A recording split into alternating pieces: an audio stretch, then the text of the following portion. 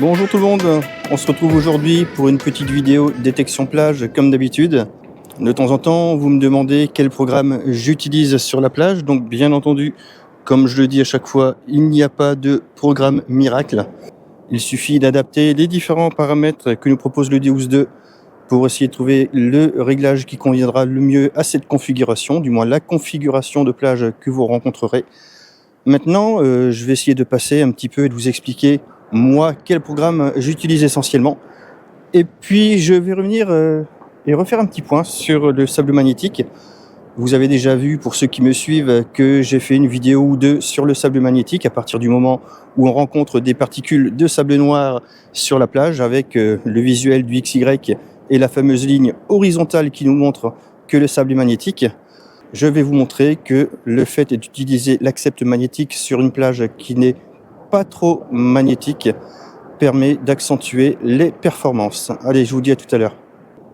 Donc je vais vous montrer le programme que j'utilise lors de mes sorties sur le sable mouillé. C'est quasiment toujours le même. Je pars sur une base de BitChance et puis je le modifie selon les caractéristiques que je vais rencontrer sur la plage.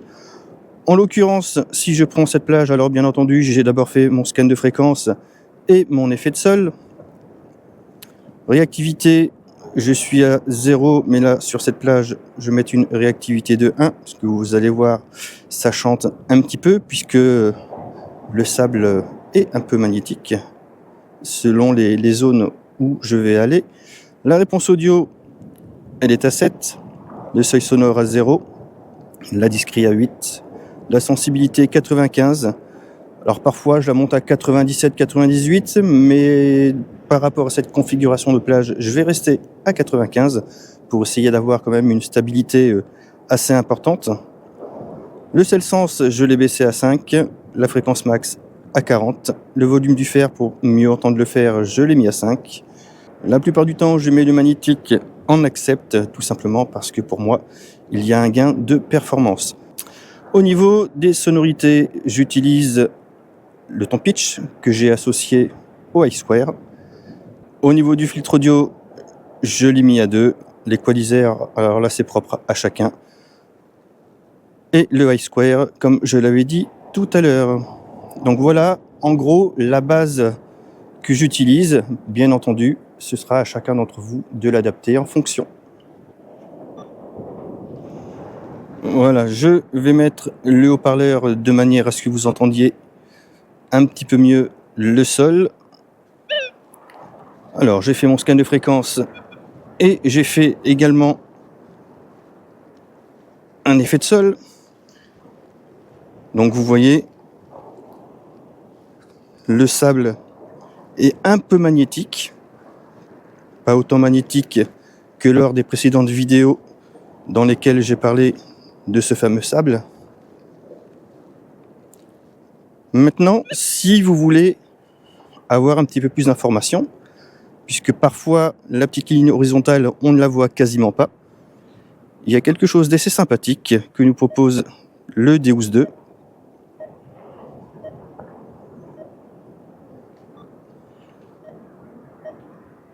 Vous allez chercher le profil du XY. Vous allez utiliser le zoom et vous allez l'augmenter. Et là, vous voyez tout de suite que forcément, la ligne horizontale est bien plus présente, ce qui est tout à fait normal. Concernant mes réglages pour le sable sec, alors les caractéristiques forcément vont un petit peu changer, du moins les réglages. Sur du sable sec non magnétique, je laisse la discrete à 8. Ma sensibilité, je la monte à 98-99 selon les plages. Le sel sens, je vais pouvoir le remonter. Par défaut, il est à 7. La fréquence max ne bouge pas. Le volume du fer non plus. La réactivité, si le sable est sec, non pollué, et que vraiment il n'y a aucune interférence et aucun faux signaux, je mets la réactivité à 0. Réponse audio toujours à 7. Le seuil sonore toujours à 0. Concernant les autres réglages, ce seront les mêmes que pour le sable mouillé. Je vous ai rappelé tout à l'heure que j'ai déjà fait une vidéo de détection avec cette configuration, donc configuration de détection qui est compliquée.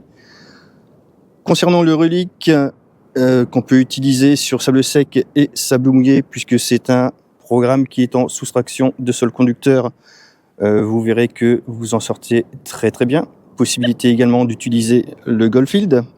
Si vous regardez la vidéo, on peut s'apercevoir que lorsque je mets l'accept magnétique en rejet, c'est très silencieux sur du sable très fortement magnétique.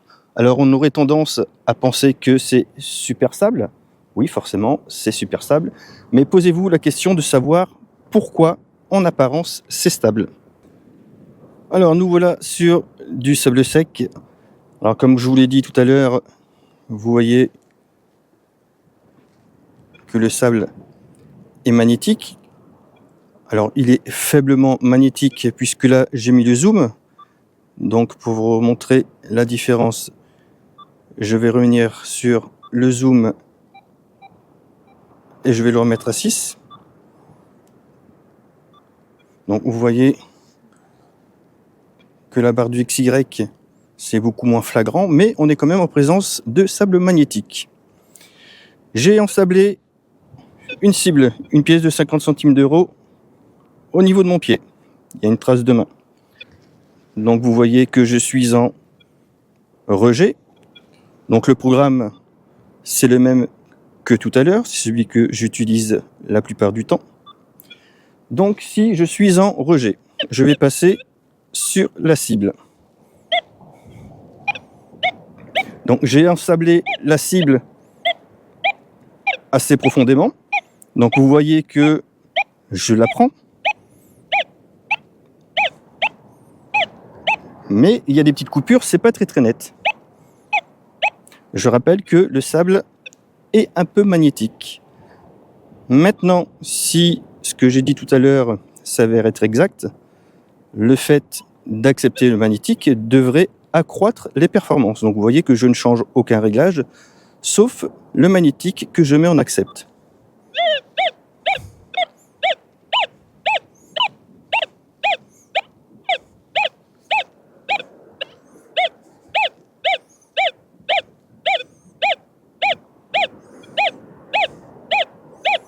Vous avez encore une fois entendu la différence, ce qui montre bien que l'accept magnétique va nous apporter quand même un confort supplémentaire en termes de performance. Alors, petit exemple, tout à l'heure, on a vu que j'étais sur une partie de plage où le sable était très faiblement magnétique. Et j'avais dû utiliser le zoom du XY pour qu'on s'en aperçoive davantage. Maintenant, je suis sur une partie de plage et vous le voyez, il y a des particules de sable noir qui sont bien apparentes.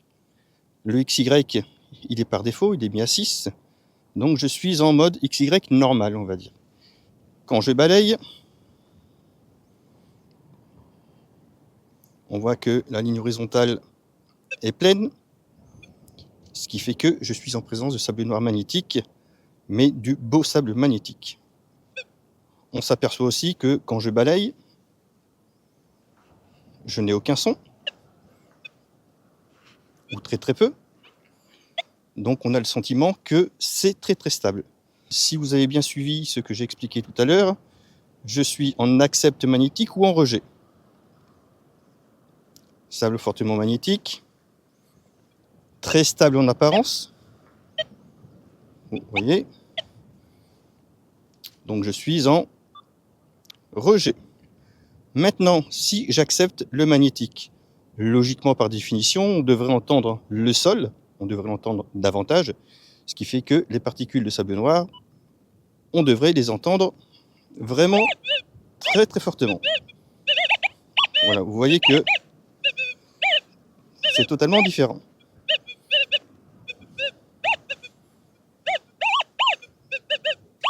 Maintenant, si je prends le mode relique, comme j'ai l'habitude de l'utiliser dans ces conditions-là, qu'est-ce qui se passe?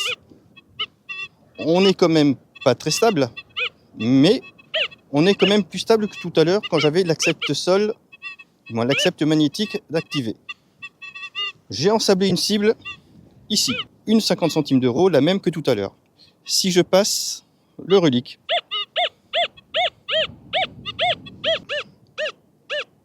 donc on voit que j'ai un son, j'ai pas d'indice, j'ai toujours la belle ligne horizontale. Alors, pour ceux qui voudraient avoir une approche un petit peu plus technique quant au fait d'utiliser dans ces conditions le relique, je vais en fait essayer de montrer qu'il y a une raison logique. Je rappelle que le relique est un programme continental en soustraction de sol conducteur. Quand on est en présence d'un sol magnétique plus fort qu'un sol conducteur, en sachant que les programmes continentaux, eux, se calent sur un sol magnétique et que les programmes plages se calent sur un sol conducteur, alors quand je dis caler, je parle de calage lié à un effet de sol, bien entendu. Il est donc normal et logique qu'un programme continental style relique, qui du surcroît est en soustraction de sol conducteur, comme j'ai déjà dit, puisse se caler sur un sol magnétique en ayant pour conséquence une stabilité accrue.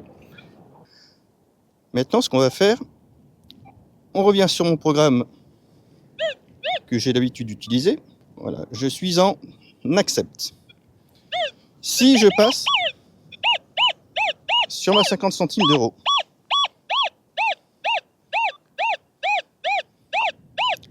on voit bien que la cible est prise. Je n'ai pas d'indice, mais j'ai toujours ma belle ligne horizontale. Maintenant, si on a bien suivi toujours, je me remets en rejet. Est-ce que d'après vous, je vais prendre la cible?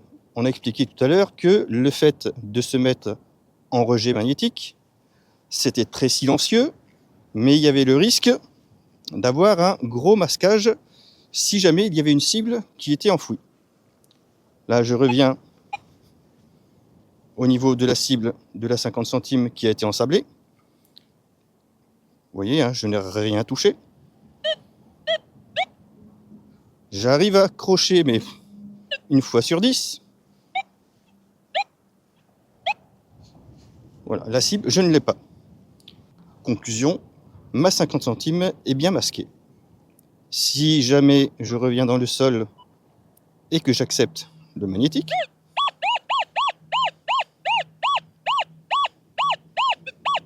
je la prends, je rejette. Vous voyez bien, hein, regardez.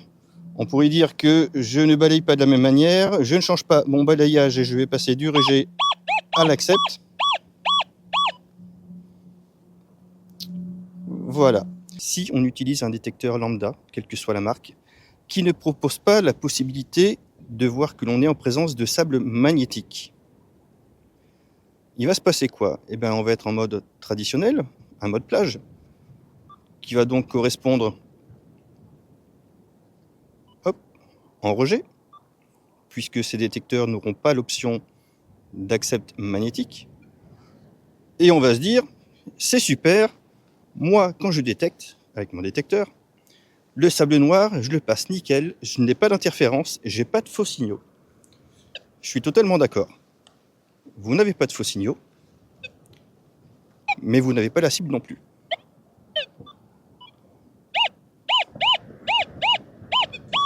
Moi, avec le D12-2, je l'ai. On m'a encore posé la question à savoir pourquoi je ne gardais que le D12-2. Alors c'est simple, hein, le fait de garder le D12-2 pour détecter, ça a été conforté par la polyvalence du détecteur. Alors certes, le D12-2 est français, certes il y a le label Long Time et le 1% pour la planète dont j'ai déjà parlé, mais le D12-2 est pour moi le détecteur idéal pour les plages. Alors pas que, je vous donnerai pas mon avis pour la détection sur les terres puisque je n'en fais jamais, mais en tous les cas, pour moi, le D12-2 c'est le détecteur le plus polyvalent et le plus fiable sur les plages. Je rajouterai en plus que de proposer des solutions pour détecter sur les terrains difficiles, des solutions ont été trouvées sans altérer les performances et sans mettre en évidence d'éventuels problèmes de masquage. Donc pour moi, le D12-2, c'est le choix qui s'impose. Si vous souhaitez vous équiper, si vous voulez des conseils pour détecter dans de bonnes conditions, vous avez la maison de la détection, je le rappelle. Pour ceux qui le souhaitent, le code promo Orateo, c'est pas obligatoire, mais ça vous fera une petite remise de 5% supplémentaire sur la facture. Allez, moi je vous dis à bientôt et puis rendez-vous pour une prochaine vidéo. Allez, salut!